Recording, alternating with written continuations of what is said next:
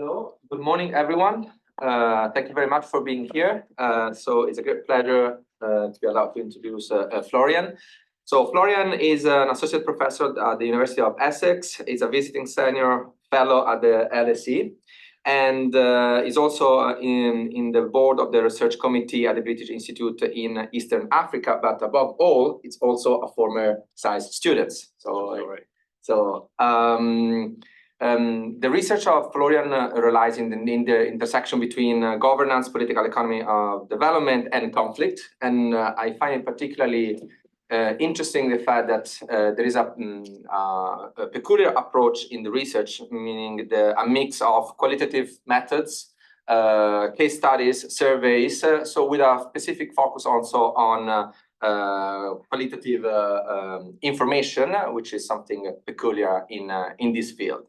So today, Florian will talk to us about land rights, and I really would like to stress the fact that this particular approach, with a specific focus on research transparency, is something important, in particular in qualitative methods, because the world seems to be going more and more towards emotions and less towards rational analysis of data. So these tools are particularly relevant in these days, I would say. The rules of the game are as usual. So we have 30 to 40 minutes of talk. And then we will have the remaining time for Q&A. I invite all people online to post their question. I will leave the floor now to Florian, and I will come back afterwards for the Q&A session. Okay, so please join me in welcoming Florian for the talk with a round of applause. Thank you.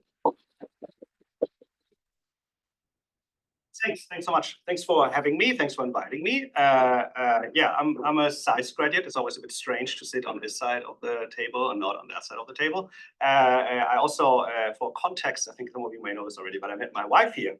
And we're both here right now. We brought the kids. It's very strange to see them in this environment as well. So it's always very nice to be back. I have a lot of love for this institution, which gave a lot to me, and hopefully will give a lot to you.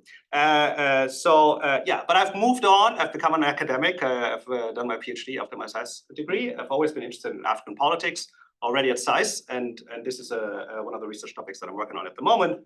It's interesting that you mentioned earlier the qualitative work, because this what I present today is a project that had a qualitative component, but what I'm presenting here is actually survey data. Yeah, so it's when you do field work like I do, this is my favorite part of my job is to conduct field work and to actually meet my subjects, which is capital intensive. I'll show you a little bit about this later, but when you meet your subjects, it's really it's really the most fun part of my job. But this paper in particular doesn't have the most positive results. It just looks more at a problem and sort of tries to dissect the problem a little bit to find to think about solutions later. Yeah. So this is a research project that was funded by the Robert Bosch Foundation in 2017 already, so a couple of years ago. It's also a research project, as I will show you, that was heavily interrupted and by the pandemic. Right.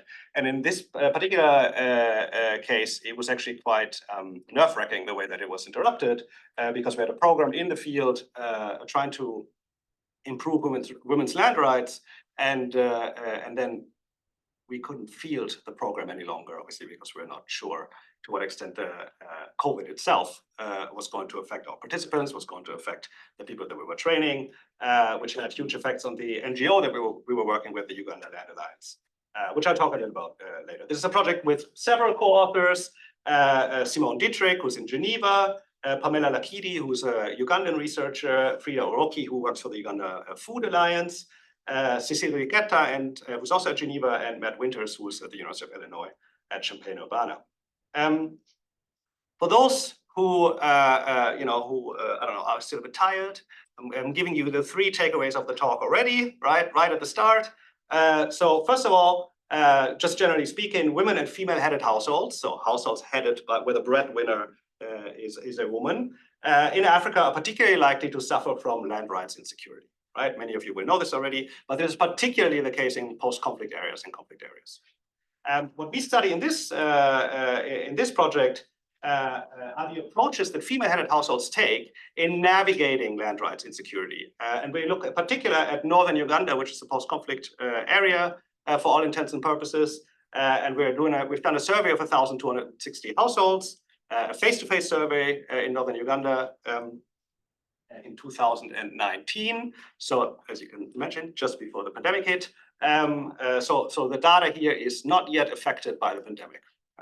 And what we find, just down a little bit so I can look at this, that female-headed households, first of all, quite surprisingly actually, even though the hypothesis is often that women face more land conflicts than men in Africa, we find actually that the occurrence of conflicts, of land disputes, is very similar for female-headed or male-headed households. It's just that women describe different issues that lead to land conflicts.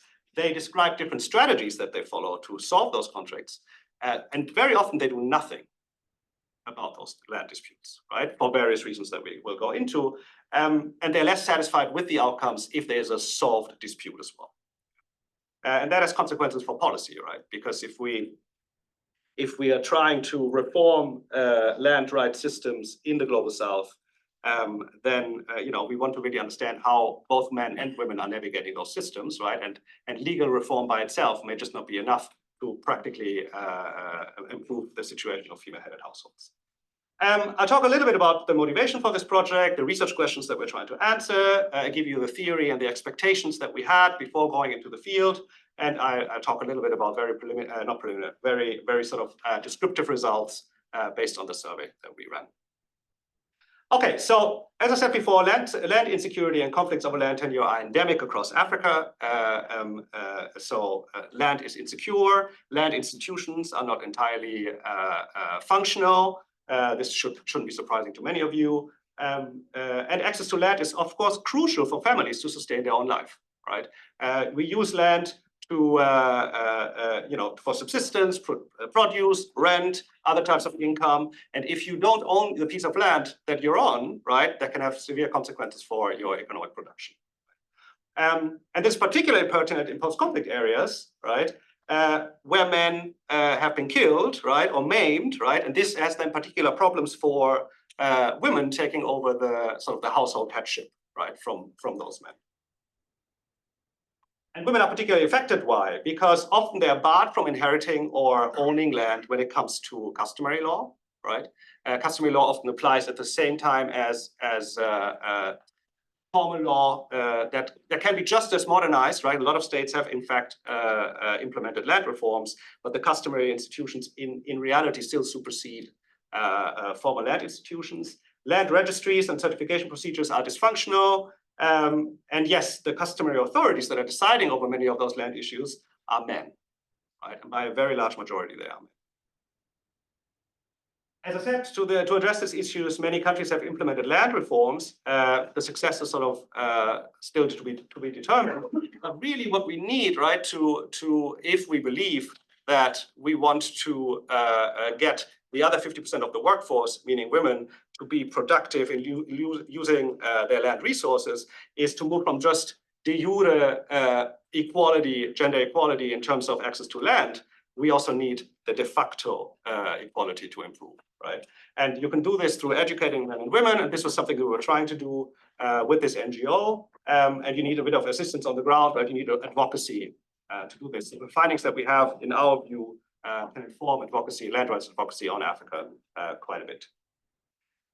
On Uganda, right, in 2022, 23% of Ugandans overall reported an involvement in a land dispute, right? So almost a quarter of the constituents. Female-headed households are disproportionately poor, and over 30% of female-headed households were measured to be chronically poor, so they couldn't get out of poverty in 2012. And there's an increasing recognition, obviously, that we need women's rights to improve, and because we want their contribution to the workforce. Okay, so here are our research questions. How does the lived experience of land disputes compare for female-headed and male-headed households? Do female-headed households face more or different types of land disputes compared to male-headed households? What strategies and channels do female-headed households have used to resolve land disputes, right? and especially where you have customary and state institutions coexisting. And do female-headed households face different outcomes in the satisfaction and in the solution of disputes compared to male-headed households, right? So we're really looking, as I said, this is much more problem-oriented research than solution-oriented research at this stage of the project. And we have different expectations, different hypotheses, however you want to call them, hypotheses, propositions, expectations.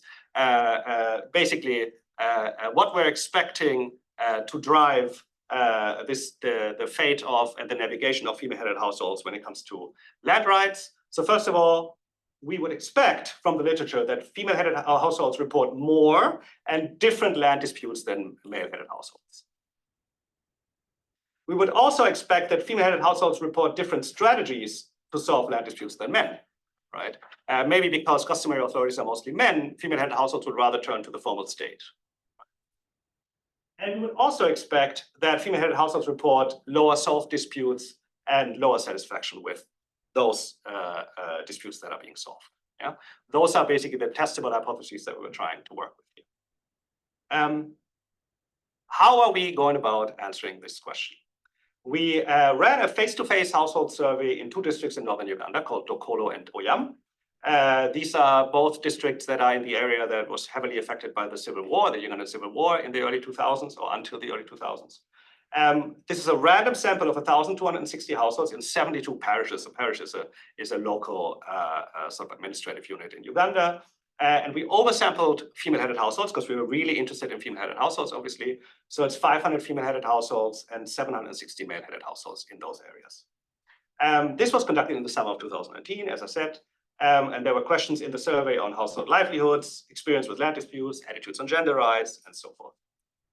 This was what's called the baseline survey of a larger experimental study that we were planning, where we would do a baseline survey in 2019, an intervention with this NGO on land rights advocacy at the end of 2019. And then we were planning to do a endline survey for the effect of this program in 2020. But obviously COVID wasn't really on our side. And then we had a lot of problems discussing are we going to send enumerators in the field, even though we weren't really knowing what the pandemic and what COVID was going to be like. And we decided to pause the project, because we couldn't ethically, I didn't want to send enumerators into the field where they could mostly get sick. Right. But that had a huge effect on this NGO, right? Because the NGO wanted to know about their program and to what extent women's land rights were affected, right? And they were even saying to us, look, the pandemic is making things worse, right? So it gave us a couple of sleepless nights, or a couple of sleepless months, rather, right?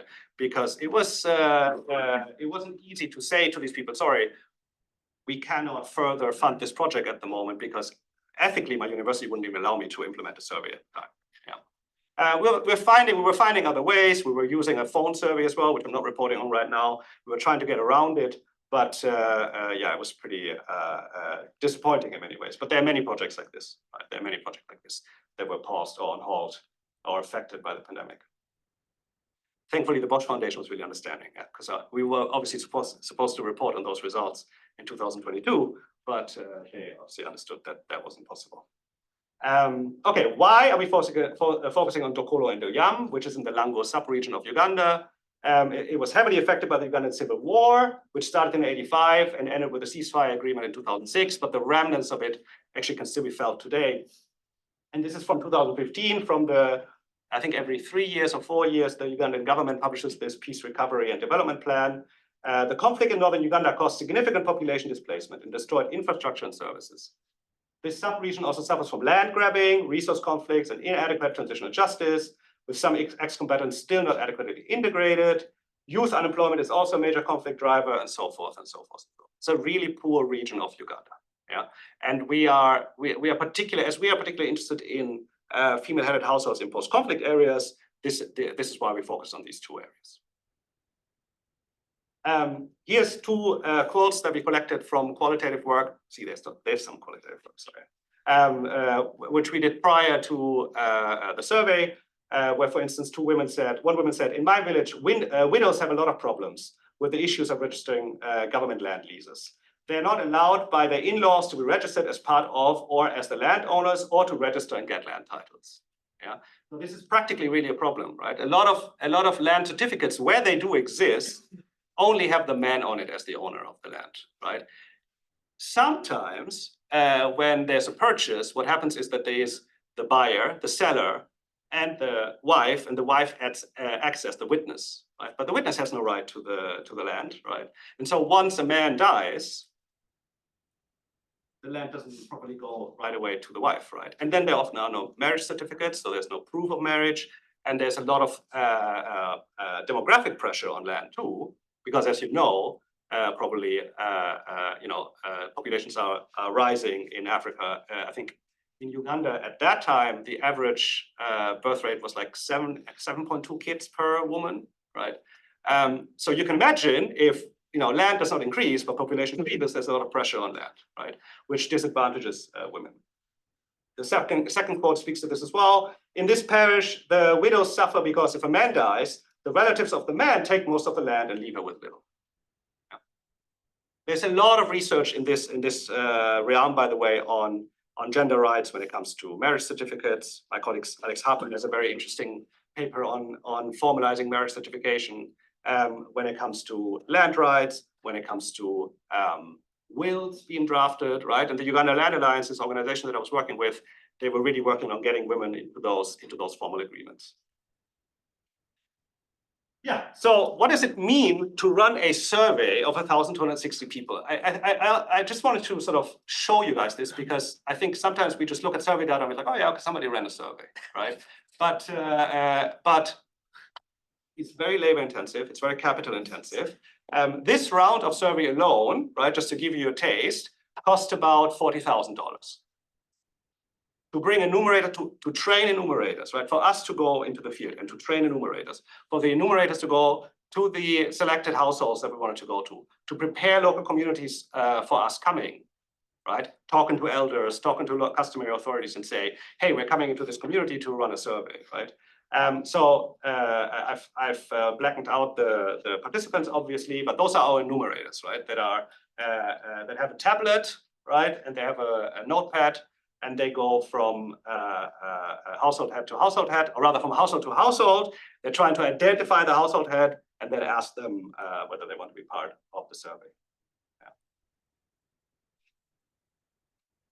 So you can already imagine that, like, as a researcher, right, especially in the sort of mid-career that I found myself in, a lot of my work is coordinating these types of efforts, right? Like I go to the field and I love going to the field, but I cannot run a survey of 1,260 people by myself, right? And plus, a lot of these people wouldn't even talk to me if I'd show up because I'm a white man. This is our enumerators trying to navigate northern Uganda, right? So those bags are basically the bags where they have the tablets and their materials inside. Yeah.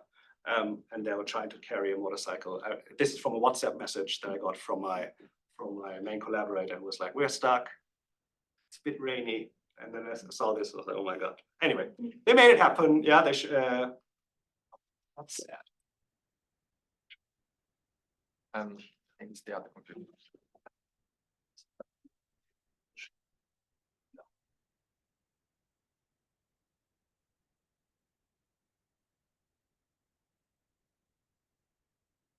So that works. I wanted to show. No, it's fine. That's fine. I wanted to show you a picture of this. Is a bit. Maybe I can show you later. But I wanted to show you a picture of the women that we trained, because in this intervention that eventually we didn't measure, because we didn't know what was happening during the pandemic to this program. We trained 120 women to be land rights advocates, and I had a wonderful picture of those 120 women that I can't show you because they were not our participants; they were our advocates, right? But unfortunately, I guess the picture was too big. I don't know. Okay, getting to the results. Yeah, I think what I was trying to show you with those survey pictures also is a little bit that when you look at those types of graphs, right?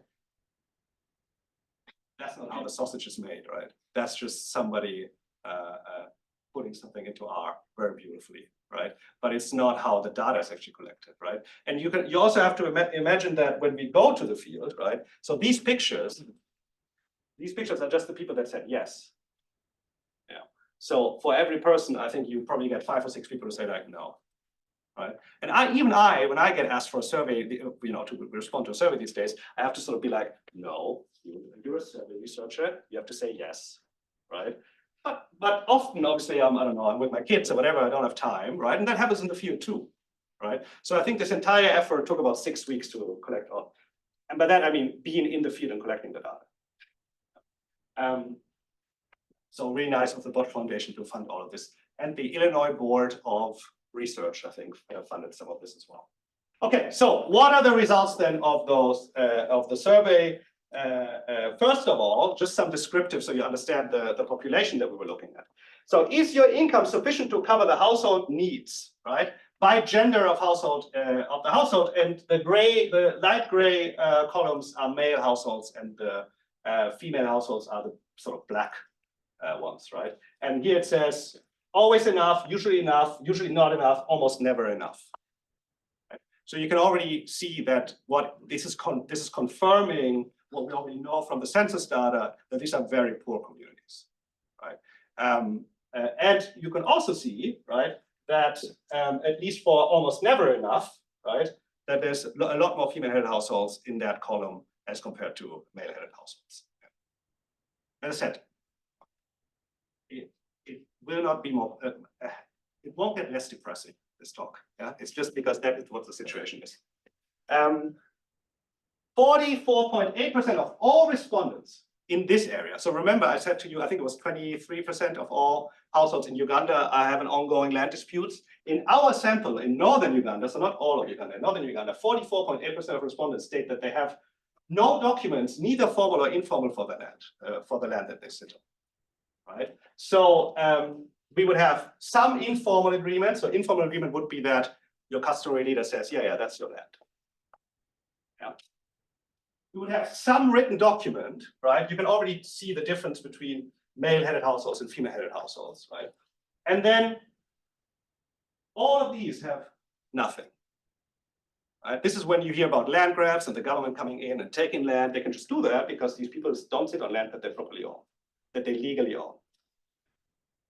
They may have been there for generations, right? But yeah, the government, especially in Uganda, often doesn't care.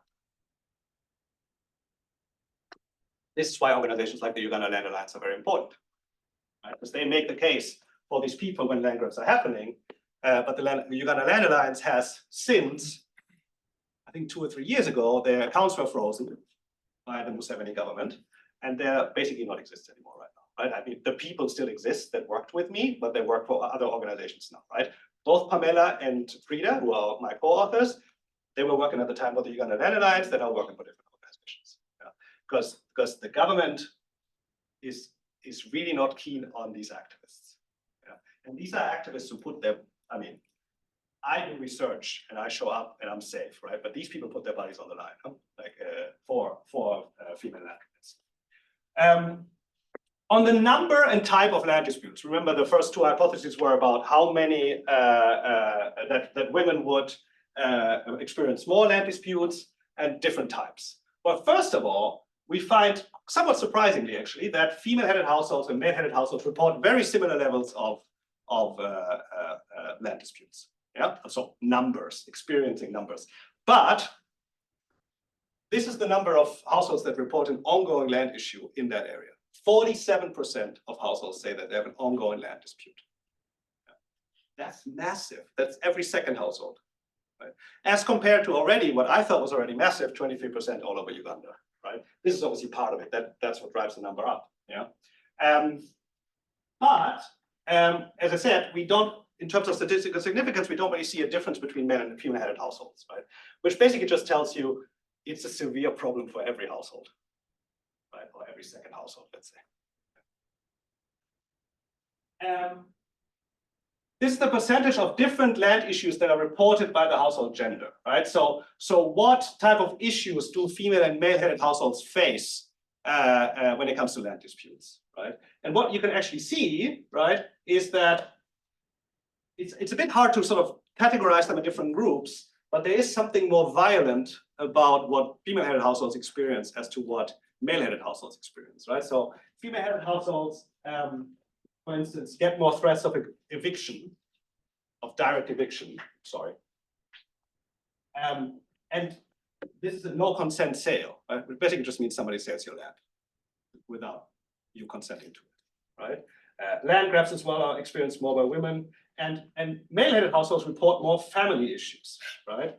And we're trying to make sense of this data with some qualitative insights as well, but I think what needs to be sort of kept in mind is that I don't think they're reporting on the same dispute necessarily, right? It's not like this male household head and this female household head report on the same issues, but men may have different perceptions of the disputes that they're facing as compared to women, right? So a woman's no consent sale, right? And so a woman may say, this is a no consent sale, whereas a man may say, this is a family issue. So I don't think it just points to the fact that they're actually factually looking at different disputes, but that they also have different perceptions of what those issues are.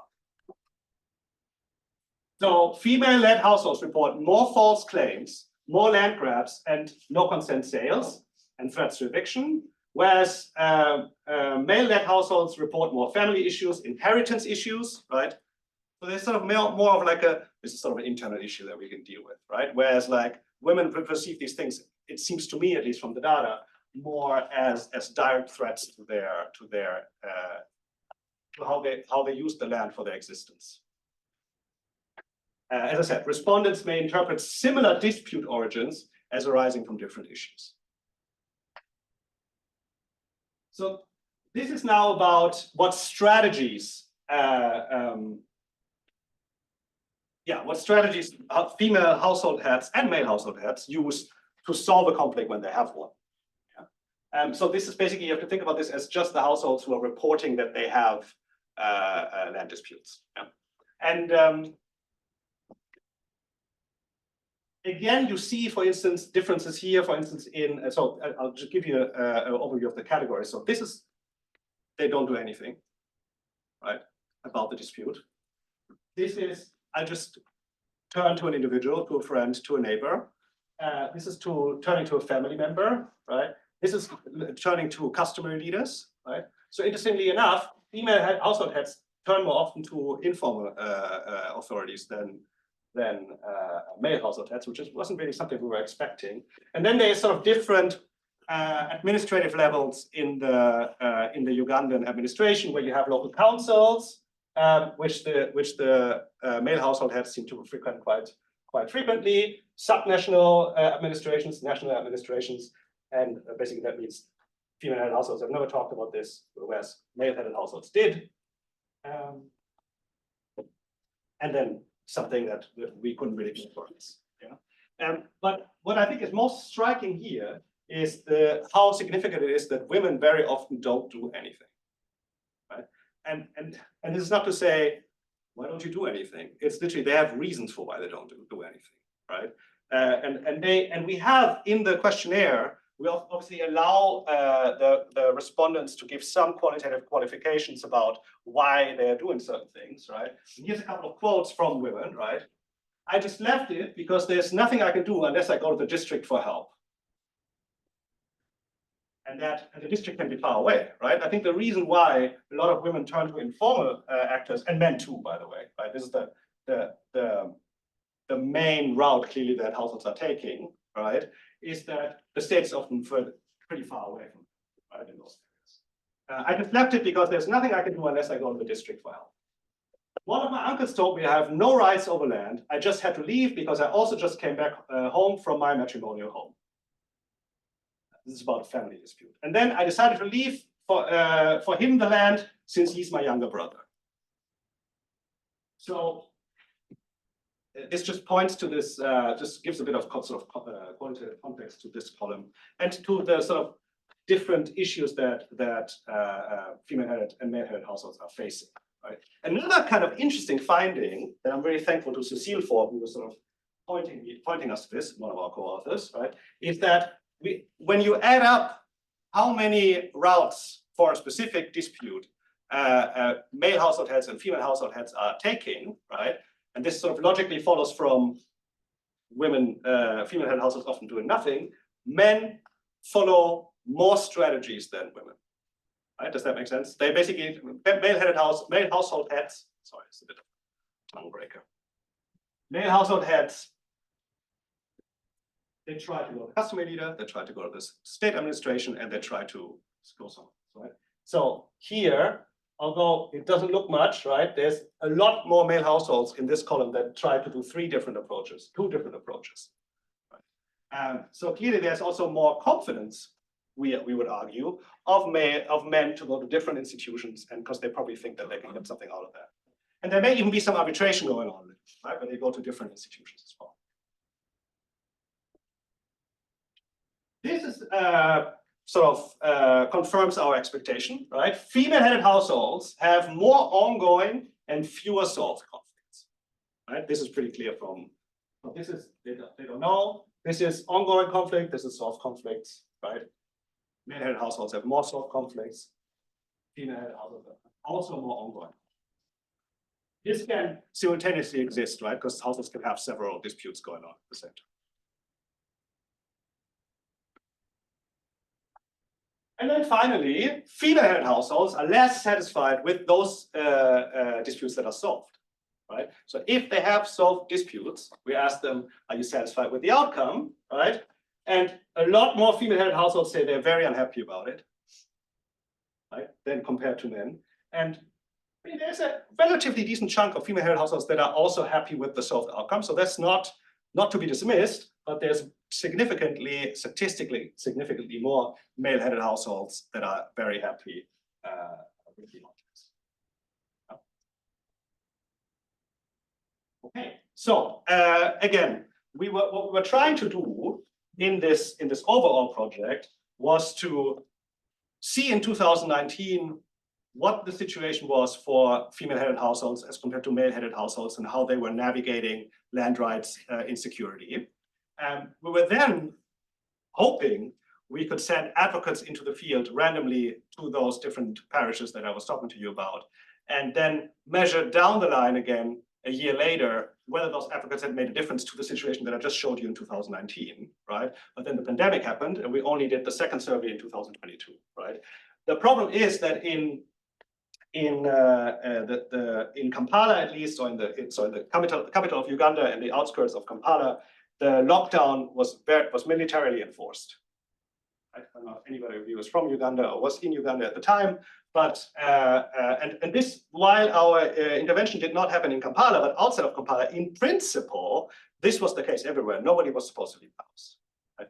Now, we know that was not necessarily the case in northern Uganda, right? But the police was to some extent on it, and so our intervention together with this NGO was obviously relying on those advocates, whose picture I cannot show you right now, going out there and literally going to the communities and talking to women and going to council meetings and speaking up about the fact that legally speaking, women do have the same rights as men, right? And also instruct women on strategies to change their outcomes, right?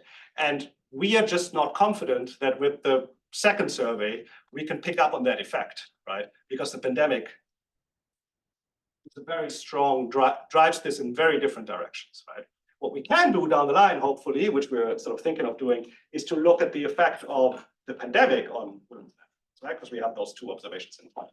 But unfortunately, unfortunately, we can't really say much about the advocacy part of this at the moment. To conclude, right? So as I said, women and female-headed households in Africa are particularly likely to suffer from land rights insecurity, especially in conflict areas, right? And I think, if anything, our findings have validated that very much.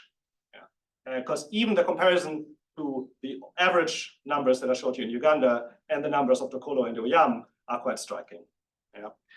So we study the different strategies, the different approaches that female-headed households use in navigating land disputes, and we use a survey of 1,260 households in northern Uganda. And again, we find that there are no significant differences between female and male-headed households in the number of disputes they experience, right? But they have a very high number of disputes, right? 46.6% of households report that they have an ongoing dispute. But female-headed household has described different issues leading to land disputes, right, than men. They choose different strategies to solve such disputes and often choose to not do anything. Right? And they're less satisfied with the outcomes of dispute resolution. If we, and as I said at the beginning, this has, of course, in my view, should be informative to policy actors who are working in this space, and there's a lot of people who work in this space, on gender equality in Africa, right? Because it really shows that even if we push land reforms like we did, like the Ugandan government and the international community did in Uganda, right? This doesn't mean that that especially in post-conflict zones where you have more female-headed households, right? This is really improving the situation of female-headed households. Yeah, a lot more needs to be done. One other note is that there is, of course, in all of these interventions that we're doing as social scientists, and there's a lot of economists who work on this stuff as well, right? On doing field experiments and trying to improve gender equality, because not just because we normatively believe that gender equality is a good thing, right? And we can still talk about this right now. I can, but also that there's a backlash, right? So the moment you are pushing, right, like the advocacy organization that I've been working with, right? Obviously, they were pushing for female land rights for years before I started working with them, right? But what you then observe, if you empirically observe what these advocacy organizations are doing, well, first of all, clearly they get backlash from the government. And I've seen that with the organizations that I'm working with quite specifically. But also, if you inform women about their rights, right, you're challenging local power networks. You have to be very aware that there will be a backlash from the local power networks too, and that means the customary leaders, but it also means the husbands. Right? Because if you go and you say to a woman, hey, by the way, your name is not on the marriage certificate, your name is not on the land certificate, right? You don't have a marriage certificate. Your husband doesn't have a will. Right? And you just tell them this is what could happen in the future. If your husband passes away, you can be kicked out of your house, and you get nothing of none of the economic value that your husband has produced, right? Unless you have a very understanding family, which is possible, right? And so behaviorally, what that means for women then is that they have to go back home and say this to their husbands, right? And to basically say, hey, wouldn't it be great if my name was on the certificate, right? And that's not always welcomed, right? And so that's a sort of a discussion that we had a lot with the organization, because some of these interventions, not just ours, but others as well, they're, for instance, observing an increase in domestic violence after those interventions, right? And the advocacy organizations that we're working with, they would be like, yeah, that's the reality, right? And they're a Ugandan organization, right? They're just like, what's the alternative, right? But to us as researchers, obviously, we have an ethical obligations to also observe these things at least and try to deal with them, which isn't always easy. That's it. Thank you.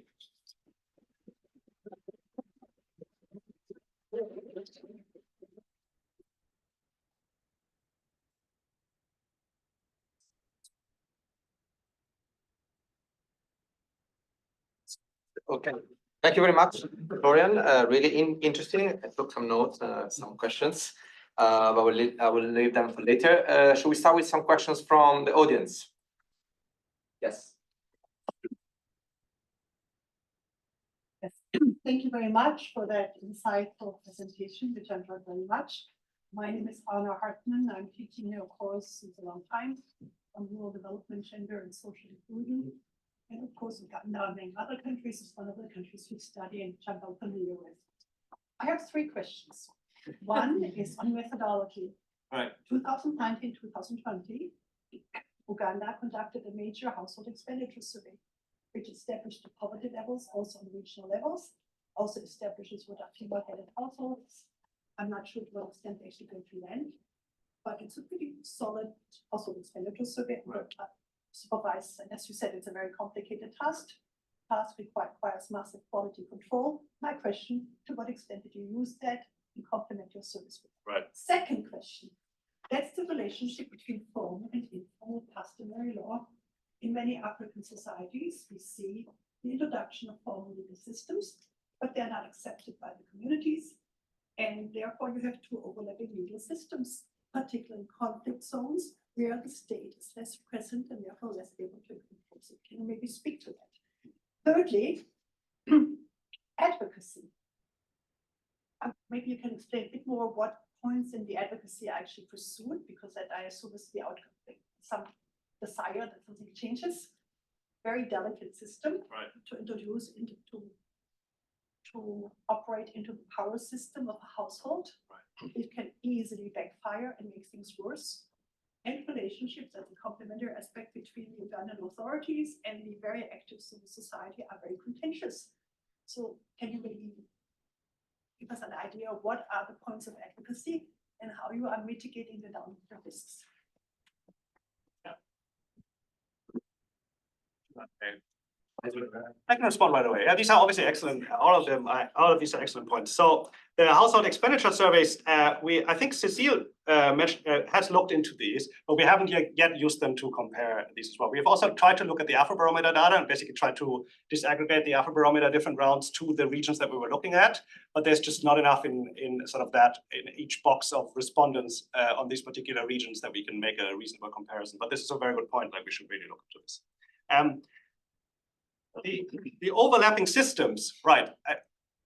I'm not sure the question was very broad, right? Because you were asking me whether I can talk about this. This is a research that I've done for years on this particular topic, on these overlapping systems. And I think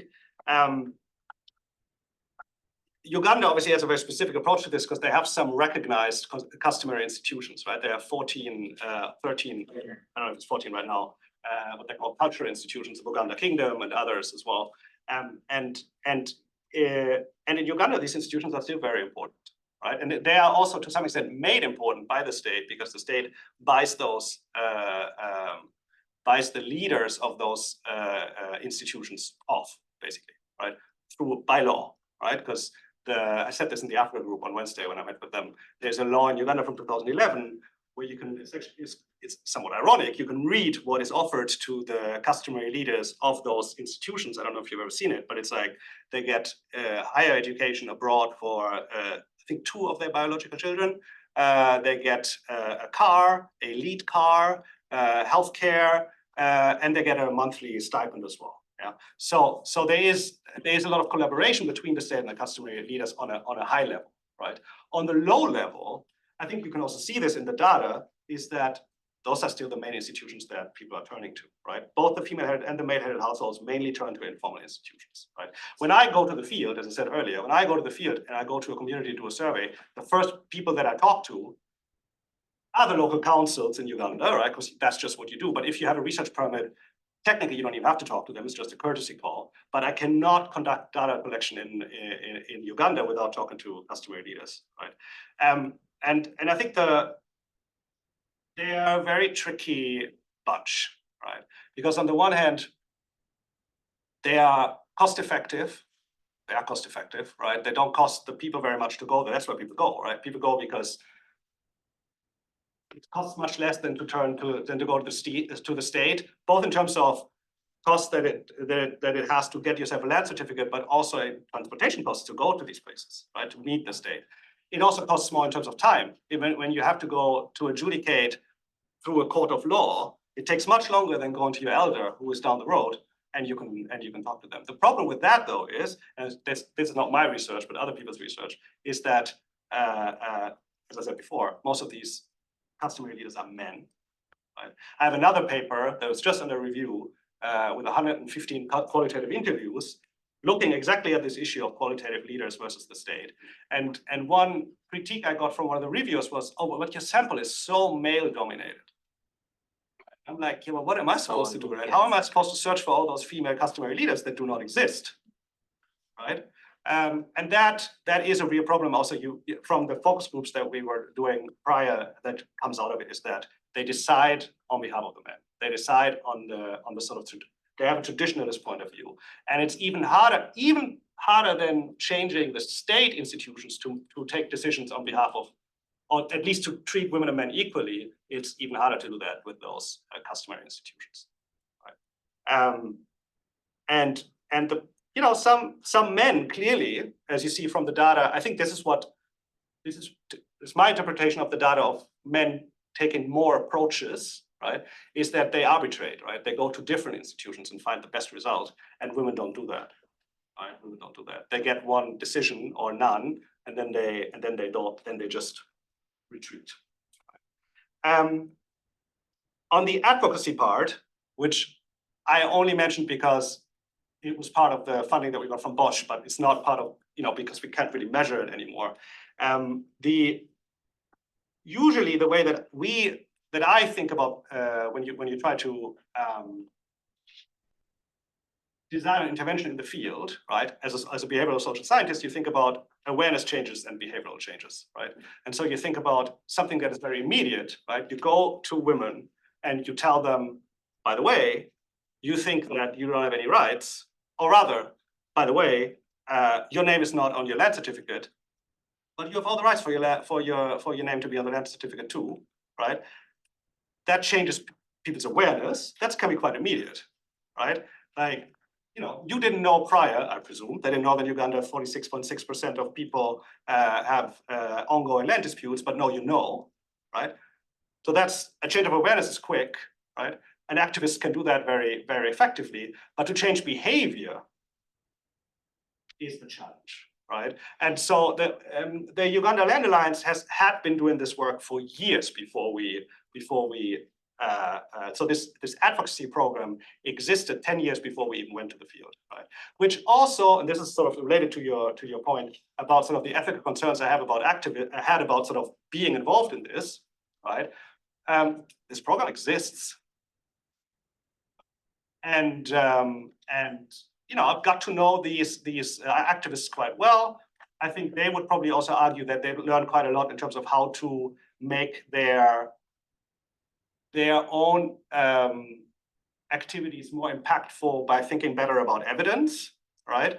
But these activism programs would exist with or without us, right? And I think I saw my role more and our role more in helping these people understand whether what they were doing is actually doing something, right? Or, because I think we don't talk about this often enough in the RCT literature, so the randomized controlled trials, which this was basically what was happening in the overall project, right?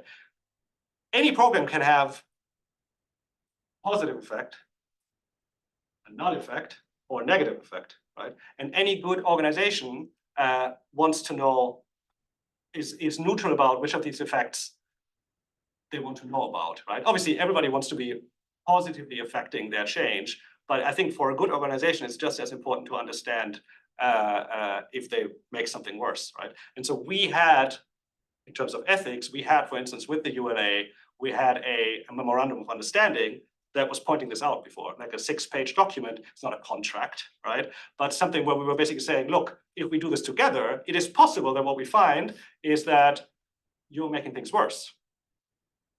And that's good for you, right? So you can stop doing what you're doing, right?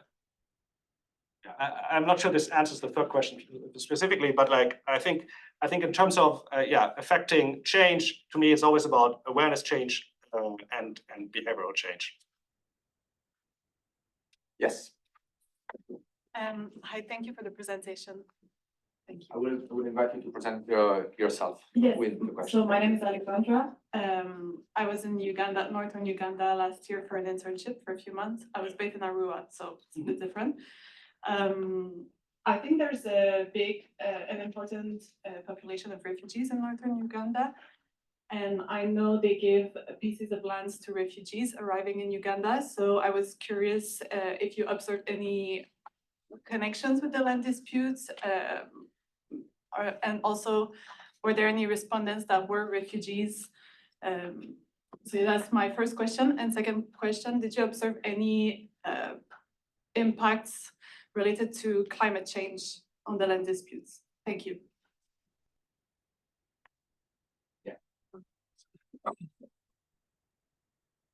Thank you. Really interesting talk. I'm Grant Dawson, an associate fellow here at SACE Europe for a few months. I'm from University of Nottingham, Ningbo, China. I was just wondering, you spoke a little bit about the ethical complications related to making policy recommendations and the interventions in general. I thought that was really, really interesting. I was wondering, do you also plan to make contributions to theory building inductively based on your research? Have you thought about that? And I was also just wondering, how does your findings in the case of Northern Uganda relate comparatively with other similar cases of post-conflict situations in Africa? Thank you. Maybe we can get another question. Yeah, sure.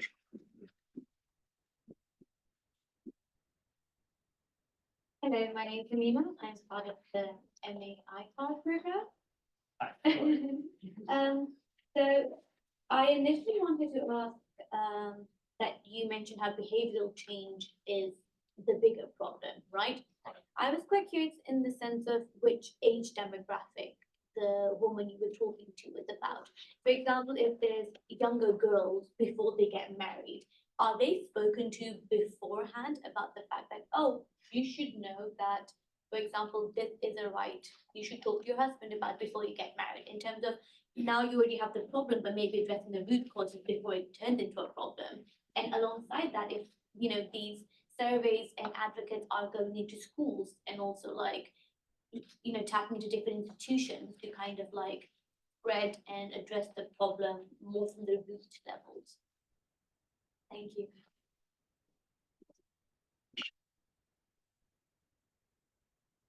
Right. I'll start from the start. Yeah. Refugees. Yeah, Uganda is. I should look this up because I said it the other day already, but I think Uganda is the biggest host of refugees in the world, right? Coming from South Sudan, some coming from the DRC. And when you go to Northern Uganda, that's very visible, right? It's you say you've seen it too, and I just said the demographics in Uganda themselves are already such that land pressure is real, right? And so yeah, that increases the land pressure for sure. And there's some very interesting attitudes, I think, going on in Northern Uganda in particular that are, I really always like to make comparisons to learn something from Africa about Europe, right? And I really do think that these expressions that you sometimes hear about Northern Ugandans about refugees are very similar to what you're observing in Europe right now. Pressure is real, and the pressure is to some extent probably more real in Uganda than it is here, right? And so yeah, it's a real problem for land rights. It's a real problem, and I don't think because I think Dokolo and Oyam don't have refugee camps as far as I know. So I don't think that is sort of necessarily a big problem there. I don't really see. I have to look at the data to see whether there's somebody who is a refugee. It's possible, right? It's also possible that because these people who are refugees, some of them are from very closely affiliated ethnic groups to the people who live in Northern Uganda, right? And so that integration may be a little bit easier, but others are not, right? Nilotic people who come in from South Sudan, it is to the Ugandans, it is clear who is from South Sudan and who's not. That increases the pressure immensely. And climate change is the same thing, right? It's the same thing. Like years ago, even before I started this project, I would go to Uganda like in 2012, 2013. Farmers were talking about those effects, right? Drought and whatever. I think if you talk to local farmers, they would never deny the fact that something has changed, right? And yeah, and all of these things make those situations worse, right? And the pandemic is a similar external threat, and a lot more land grabs have happened during the pandemic. And yeah, I will be very curious once we get to compare those two data sets with each other. The sad thing about this project is a little bit because it was the project that was halted by the pandemic, and other projects were sort of more easily available to work on. For all of us, it sort of became that sort of thing that was happening on the side, still looming over us, that we still have to come back to at some point. I mean, it's 2025, and I presented to you a survey from 2019, right? Like, for all intents and purposes, that's even slow for academic. So like, but there's a reason, right? And the reason is like our lives have moved on, both professionally. Like, I had 2 kids since then, you know what I mean? And so it's a bit sad that this project has sort of this yeah, it was sort of a, yeah, it should have gotten more attention, but we also couldn't turn to it for a while because just there was nothing we could do, right? But I think what you're just mentioning is just something that we can, for instance, pick up if we were able to compare those surveys from 2019 to 2020, and if there is a real difference to what we observe here, and we obviously the guess that I would venture is that the situation is worse. Right? That the pandemic has made things worse in many ways, right? But it's also entirely possible, maybe I'm wrong, right? I can think about an hypothesis where the fact that the state has even been more absent, that situation, and women have even been more needed to be there, right? That maybe has improved their situation, but I don't think by much. And if I would invite Frida and Pamela to talk to you, like I just had them read the paper 2 weeks ago, and they told me a couple of quantitative things that they see the activism at the moment, and I don't think the situation is. Theory building inductively, right? I think we always do this, right? I think we're basically being dishonest if we science works like this, right? But that's maybe because I'm a mixed methods researcher, right? And I'm qualitative. I'm also qualitatively trained, so I'm totally comfortable by saying things are iterative, right? You learn something, you ask yourself something, or you try to learn something about that again. You find something out, but you also learn something new that you don't really understand. So it's like in perpetuity, right? And so, you know, what was just mentioned there is exactly what, you know, the thing with the women's land rights was something that came out of my dissertation research. So this project was something that I wasn't working on, but my dissertation, I was looking at customary authorities, right? This was something I got interested in, a puzzle about women's land rights and customary authorities, right? That's inductive, right? So I started working on it and thankfully got a grant to work on it too, right? So I'm sure there are things coming out of this, right? In terms of theory building, I think the main theory that I think that we're sort of helping with is this idea of what I just outlined about slow change and about quick change and slow change, right? So awareness changes can be relatively quick, and behavioral changes take ages, right? I mean, think about yourselves, right? It's you know, like if you learn something about whatever, what are you learning at SAIS at the moment? Trade, macro, you know, I don't know, and you read it, that's fine, but you actually understanding it and applying it by understanding the real world, right? It takes a little bit more time, right? It takes an experience, right? And for changing these types of behaviors, it's even more difficult, right? Because these are culturally bounded institutions that are very difficult to change in that way, right? But they are trying, you know. Very good question on the age of the respondents, especially of the women, right? I think I haven't looked at this lately. A while ago, I looked at the sort of the demographic distribution. The interesting thing is that in Uganda, women get married very early, right? So if we talk about widows, I don't necessarily would imagine an old woman, right? Just because of the cultural situation they're in. Now, if they are widows that have to do with the civil war, then they are probably a little bit old, middle-aged, right? Because this was ended in 2006 and so forth. So, but I am not entirely. I think we pretty much try to sort of be distributed as evenly as possible, as representatively as possible on the age of women in Uganda. But the population is very young. The population is very young, for various reasons, right? Because it's hard to be old in Uganda, right? And it's definitely hard to be old in Uganda, in northern Uganda, in sort of in rural areas. Whether these advocates go to schools, they try to do everything, right? And they especially try to talk to younger women as well, even before they get married, because they obviously want to make sure that they have a marriage certificate and all of those things, right? You should really look at this paper by Alexandra Hartman, who's UCL, who has this paper on formalizing marriage certificates. I'm not sure it's published, but I'm sure it's on her website. It's a massive, fantastic project on trying to convince couples of the married to formalize their marriage certificates, right? So sort of similar to what I was describing with the land certificates as well. But there's a real backlash in Uganda on this from the state, right? From the state, and a lot of it is especially in Uganda, a lot of it is sort of comes with anti-Western sentiment as well, right? That gender equality is something that is carried into those communities from the West. It's like it's same with homosexuality in Uganda. You probably have heard about this, that the laws are quite drastic. Just yesterday I was reviewing a paper about this, a really cool paper, where somebody was looking at that in Zimbabwe. So it's very difficult for these advocates to be effective. And so that's also why it's an interesting space to be there as a researcher, because you can actually make these advocates more effective by giving them real evidence to present to authorities. Yes. Moderate. Just I think there was Josephine before me. Thank you.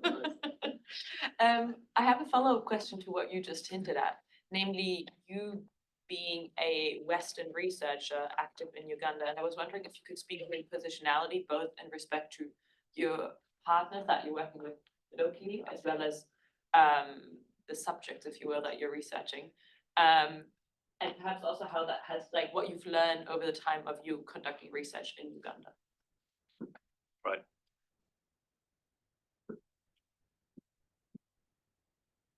Florian, thanks for a very interesting seminar. I'm Justin Frazzini, the Robert J. Abernathy Professor of Constitutional Law. Now, premise, as far as Uganda is concerned, I'm an intelligent ignoramus, so I'm not an expert, but I seem to remember that sort of combining the Constitution and I think the Land Act at the end of the 1990s, which was then amended, I think, about a decade ago. There are four, you were talking generally about land rights, but I think there are actually four categories of land tenure. That's right. Customary, excuse my pronunciation, I think it's called Milo. Milo, yeah. Milo, yeah. okay, i.e. the land that was transferred from the British Protectorate to the King of Uganda, if I'm not mistaken, and then freehold and leasehold. So I was just wondering, okay, it's the usual lawyer coming in here, whether that influences, whether you had the chance to look into this in more detail, and whether these four types of land rights affect your survey and the results of what you're conducting. And then a more general sort of observation that we always like to look at things in an interdisciplinary manner here. I think you've hit the nail on the head when you were saying about the whole issue of equality being seen as a Western value that's being brought in. This is very interesting from a legal perspective in terms of comparative law, because here we have an example of what we would call legal pluralism that obviously sits very uncomfortably with the idea of the principle of equality, because usually where we have legal pluralism and the possibility of room for customary law, it is usually, as you've underlined in your seminar, male dominated. Yeah, I'll answer these two first. Yeah, very good questions. On the positionality, right? So I'll start with because you basically asked me whether this has sort of changed over my career and the way that I see it. But while I am a political scientist, right, I'm mostly an Africanist, right?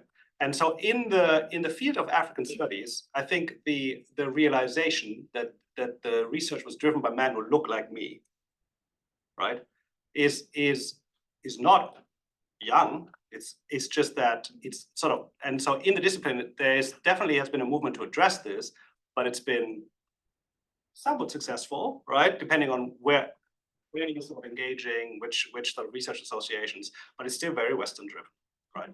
And so my approach to this is that I work with local researchers, right? And I would not be able to pull up a project like this without my collaborators, period, right? I have expertise that these people do not have, right? And they acknowledge this, right? I have methodological expertise, right? I have access to resources, right? Which can be problematic too, right? But I really try these days. As a PhD student, it was a bit different because I was just lost a little bit, yeah. Because it's just you're just a bit naive about things, right? And there's really, I can tell you very strange stories about access. I told the Africa group on Wednesday, you know, this idea that like I was a PhD student at the University of Constance in Germany, right? And I would walk up to the Ministry of Land in Tanzania, and I'd be like, hey, you know, I would have a suit on, right? And I would have like my business card and be like, hey, I'm a PhD student at the University of Constance. Like, could I talk to anybody? You know, and I was not like shameless, right? I would be very polite and very expecting nothing, right? I'd be like, oh yeah, the minister has time for you in 10 minutes, right? Try that with my research assistant from Tanzania, who's my co-author also, right? And he would do that in Germany. It would laugh him out of the building, right? So that's a real thing, right? So I think these types of large scale projects, especially when you want to collect original data, right? If I would show up as a white man and would try to interview people, you can do that, right? With elites, you can do it with bureaucrats maybe, but on that level, it really doesn't make any sense, right? Plus, these people, my co-authors, have expertise that I do not have, right? So I need to work with them. Then it becomes a whole different story, paying them, right? And if I have a grant, then I try to pay them fairly, right? And I don't know who I had the discussion with the other day. Somebody asked me how much to pay collaborators. And I say, the point where it makes you feel uncomfortable that you're changing the economy, right? Because I had researchers come to me and say, you're paying too much, right? Because you're spoiling it for everybody else. And I get that. Like, I think it's a real argument to be made, but I'd rather err on the high side than on the low side. Right? But this was a real problem in this project, right? Because my two co-authors and others, their salary was depending on this project, partially, right? Mine wasn't, right? For this project, right? So like if somebody had decided to take the project away from me, right, which by the way happens a lot right now in the world, right? My salary would not have been affected, right? But these people's salary was, right? From our decision to say, we're not moving on with this right now, right? There was also a survey company involved, which by the way is the Ugandan survey company. A lot of people work with IPA, which is a US origin survey firm that does a lot of good stuff. But like I'm working with a Ugandan survey firm, another one of those things where you really, I think you have to make that decision that the product may not be as good, but you're doing more. This Busara, I've mentioned this on Wednesday as well, with the Africa group, is a really cool behavioral lab. So there are organizations these days that you can work with, right? And but yeah, you have to pay them well, right? And you have to treat them like co-authors. There is no, that's just how we roll now. But that becomes very resource intensive, right? As I said, this survey, and by that I really just mean the money we transferred to the survey firm. I'm not even talking about the money that we paid my co-authors to work with us as well, right? Was $40,000 for one survey round. And then it was more when we did the second survey in 2022 for various reasons. But yeah, I'm acutely aware of the fact that I'm a white man and I have a lot of privilege when I go to these communities. But I also I sometimes think, so my co-authors would make fun of me all the time, right? Because of that as well, right? So I don't think they look at it as seriously sometimes as we do. And I think it's good that we look at this seriously because I think we have to, but it's also fair to say that the other side sometimes is a bit more like, yeah, but what does it matter right now? We're having the money, we need to spend the money, we need to get it done. You know, let's get the work done. On the 4 types of land, yeah, that's exactly right. So we basically in the data, we have basically collapsed. Sorry, it's a bit hard to see for you right now. This one.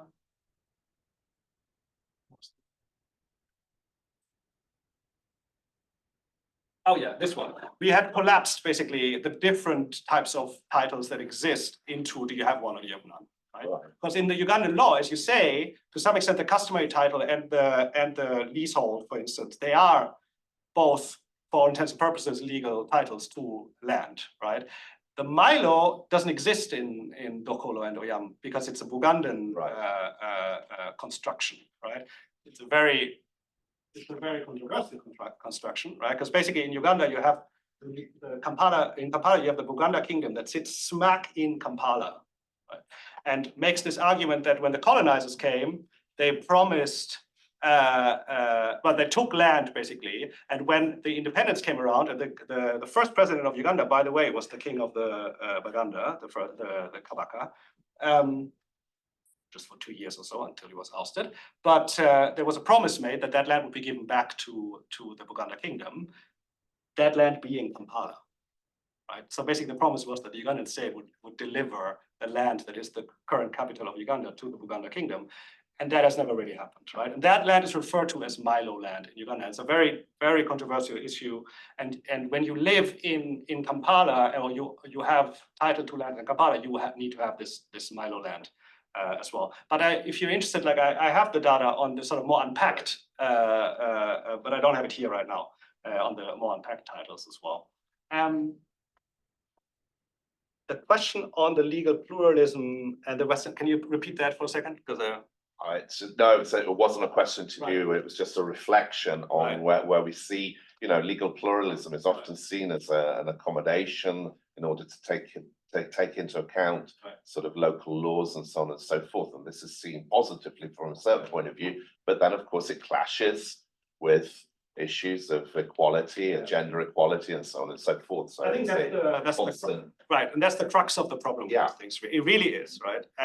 Because Western, for a while, Western donors would move in and they can only see one thing, right? They can only see like private land ownership is where it's at, right?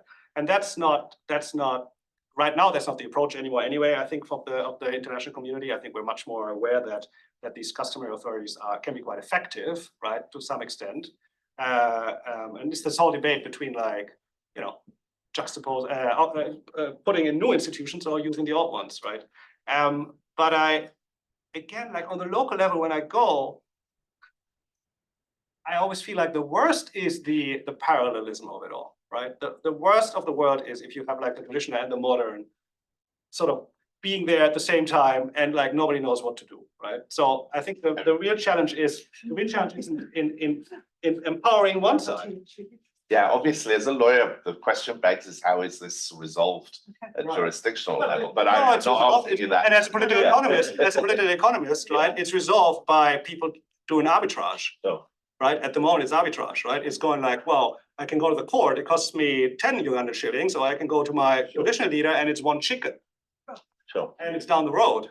So that's what I'll do, right? So like, and the state has no leverage on that, you know what I mean? They're not going to be like, oh, let's change our administrative fee to one chicken. That's not going to happen, right?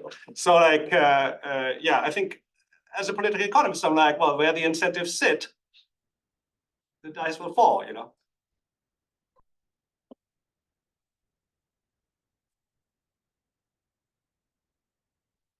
Thank you so much. I'm Alexandra. I also spent some time this year working in Uganda. I'm curious about something you mentioned earlier, although it's not directly related to your work. You were talking about kind of the levels of migration that we have in Uganda and refugees, etc. I'm quite curious because I was working primarily in Kampala, so maybe my kind of experience is not very representative for the country, but I feel like the way that society was addressing migrants and refugees was very, very different to what we're used to in Europe and in the US. And there was much, much lower levels of hostility and much more kind of community feeling, despite everyone being totally aware where people were coming from, etc. So I'm wondering kind of what are the Ugandans doing right and what can we learn here in Europe to kind of do better on that? Let's collect the other two, yeah. Thank you. Well, first, Florian, thank you for a very nice presentation. I'm one of those the right size. Actually, I wanted to echo what we just heard, but before I have a question related to your choice to focus on a region which, in many respects, would be described as the worst case situation. And of course, worst case because it is one of the poorest, conflict-ridden, lots of refugees, and it's bound to have an impact on your findings. I don't know which, but the question is then how can we build a theory on the overall situation in the country on the basis of a situation that you can assume to be an extreme situation. And speaking to precisely this question of the treatment of refugees, I wanted to say that it has brought back to my mind a conference in which I took part more or less at the time the survey was being carried out in Kampala, which was about migrations in Eastern Africa. And I was struck by exactly the same thing that we heard, namely the fact that you could hear discourses that were absolutely without equivalent with what we used to in Europe in particular. Namely, I heard a government minister saying it is our duty to find ways to ensure that migrants are not abused by the local populations. And quite frankly, I've never heard anything similar. And God knows that there's a lot of talk about migrations in Europe. So it's quite interesting indeed to note those differences. Thank you. Another question in the back. Just have a simple question. Did anything surprise you in these survey results? I mean, looking at Africa more broadly, the assumption of us practitioners that about half of Africa is actually subject to land disputes. And of course, it's typically the women which are in a more fragile position because of the power imbalances in the household. So, and given your comparative research, to what extent does that strike you as different than what we see in other non-conflict and conflict countries? I can tell you right now, like one thing we looked at right away, we were really surprised, was the fact that the numbers between men and women in terms of the land disputes that they were having are pretty much very similar. I thought. Yeah, we were really struck by this. We were like, this can't be right. To some extent, we have to trust the data, right? Like we have to trust the process. We put a lot of work into the process. So, you know, and when we were talking to the activists afterwards about this data, they were also saying, well, look, it's just very endemic, right? So like it's, and in conflict and non-conflict. right, exactly. So, but that was definitely something that surprised us a lot, that there was like this, like we were expecting it's like, oh, women will have this many and men don't, right? But yes, they all have disputes, but I think there's more, if I had more resources, I would go back and do qualitative work now and try to get exactly at this point that I mentioned earlier, where like one man's family dispute is another woman's forced eviction, right? And I would try to get at those differences and see that a little bit more. But like that's definitely something that surprised us a lot, and we were really puzzled about, and I don't know, we really thought we had something done something wrong methodologically, right? Because that's the first question we were asking ourselves. I'm not a migration scholar, right? I just experience migration. You know, I guess I'm a migrant myself because I live in England, right? And I've been a migrant for a long time now. But Kampala is also a city, right? So Kampala is, I love Kampala. It's a very open city. It's not like yeah, it's just, at least the many times I've been, it felt very different to me from Nairobi and other places. It's very open to foreigners, to different people, right? But a city is a heterogeneous place, right? Where, so I wouldn't be too surprised if the sentiment is different in the city than it is in the north, right? What has Uganda done right? It seems to me and this is really, I'm not an expert on this yet, but it seems to me what Uganda has done right is that the right amount of resources were given to Uganda to deal with the situation, right? Because the situation is massive, so it requires a massive amount of money, and the UN is very present in Uganda, and there's a lot of money given from USAID and other agencies. I mentioned this one in particular for particular reasons, but money has been flowing. And so, and why? Because those refugees are not wanted anywhere else, right? Because these refugees are going to go somewhere else otherwise, right? So that much the West has understood, right? That problem needs to be addressed at where it's happening. Right? So my evidence that I have on migration attitudes are anecdotal at best and based on the North, right? And there, I think it's not that people are against migrants. I think that is true. I don't think they say necessarily because they have ethnic ties to some extent, right? But they do realize that there's a pressure on land and where people can live. And you see with the DRC at the moment and in Sudan as well, like the situation is not really improving either, right? So the pressure on Uganda as well. I fear that at some point it switches, right? But I don't. But this is really just based on my general pessimism about the world.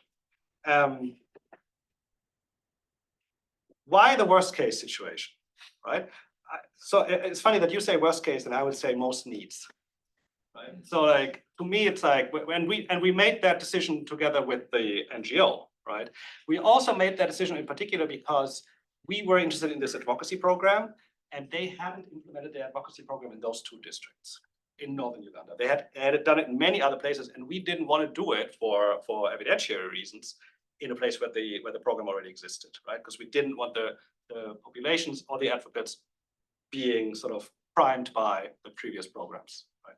So we focused on those two areas. But I think there's also an argument to be made that like if you want to understand the situation in conflict zones, you need to go to the conflict zones, right? And I think that's generally a problem with sort of fieldy research when it comes to research on conflict. We focus on the data that we can get, right? And the data that we can get is often of countries that are not in conflict, right? And the Uganda is not a conflict anymore, technically speaking. The north is just a post-conflict zone, right? But for instance, if I said this also to the African group, if you look at the Afrobarometer and the countries that they select, there are no conflict countries in the Afrobarometer because it's very hard to collect data there, right? So I think there's a reason why you try to get it from places where it's a bit more difficult and you learn something about the less extreme places. But I think, as we've heard now from other people, also in the audience, the problem of land rights, even in non-conflict zones for women, is very severe across Africa. And so I think down the line, what we're learning here is that it's not just in changing the judiciary approach to it or giving a new administrative sort of reforming the administration, but it's really also in trying to make sure that female households have the means to navigate those systems too that you put in place, right? And I think that's something that travels to other places as well. But I mean, you mentioned this as well about Kampala as a city having different attitudes on migration, for instance. But I just think in the cities, especially in Kampala, sort of Pan-Africanism is very strong. There's a very strong sentiment, right? And I think that helps you with welcoming refugees as well, right? But I also think that the African cities, especially Kampala, they're still growing, right? They always get new people coming in from the outside.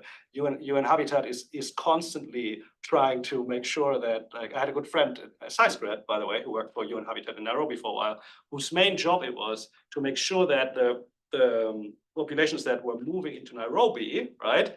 So the peri-urban areas of Nairobi, where more and more people will move in, to make sure that there's public space for markets to meet and so forth, right? And so these cities are just anyway up boiling pots for different communities. I think the situation in the north is quite different also because, as you saw from this quote earlier that I showed you from the report of the reconstruction efforts of the Ugandan government, the north is still very poor. Now you have all these refugees there. That definitely doesn't make the north richer. It makes the roads a little bit better because the UN has to go somewhere, right? And that's helpful for trade, right? Somebody might want to look at this, but generally speaking, the situation in the north is still pretty dire. Florian, I have a very final question. I know we are out of time at just 30 seconds because, Today you told us many things. One of those was that male follow more routes than female in trying to fixing these issues. And at the same time, you talked about policy. So you said that pushing for land rights might not be enough, in particular post-conflict situation. But then, in the last, in particular, around the last question, you said that there are many fictions, in particular in the recognition of marriages, and one point could have been to providing female the means to navigate all of this. Right. So my question is, imagine now you're not a PhD student anymore, but you're coming to the same minister, and he's giving, or she, in this case, he Right. is giving you the same 3 minutes to propose something very practical. What would be your proposal considering all of these constraints? I think and that's why I said it's very sad that we were unable to assess this advocacy program, but this advocacy program is really, really good because it really goes at the core of all of these problems. Right? It was basically a 4-day workshop where we would train, and we did train these women and men, by the way, women and men, who would then go back to their villages and be the go-to person for women to turn to, or men to turn to, in fact, if they had problems about inheritance rights and all of those things, right? And I'm happy if you're interested in it. I don't have it on my website, but I have the handbook that is a PDF that the Uganda Land Alliance has been using for these workshops, right? This is the kind of stuff that needs to be done. I think it's not enough for the state to just say, okay, we've reformed, let's do it.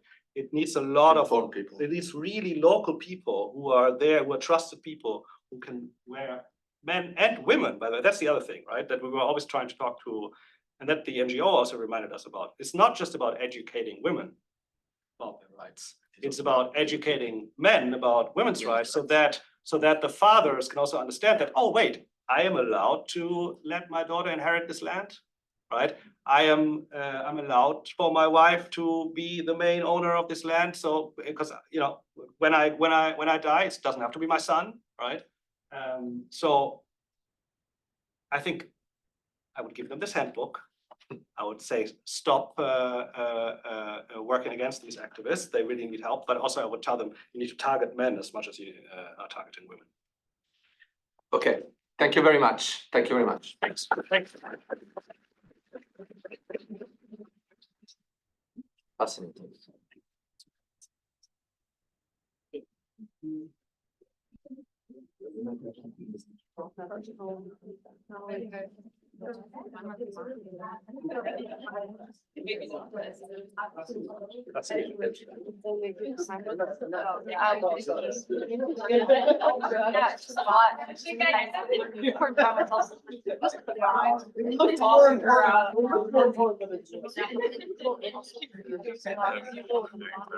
I know, maybe questions are not necessary. Oh, yeah, I know. Don't even be started on that. So does it make sense for me to begin auditing now? Really? So maybe I should audit. I want to. I'm so. I'll figure out what's going on. You know what? It's theoretical beginning, right? Yeah. It's a good topic, but yeah, I can send you slides.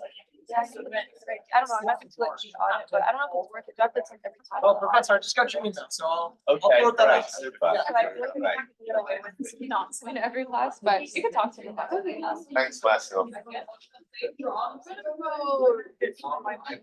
I am like fainting over. Okay, yeah, let's take through. I want to speak with you. Yeah. Hi. Thank you. Thank you. I have something for you. I have to send you the paper. If you send me an email, I'll send you the paper. Yeah.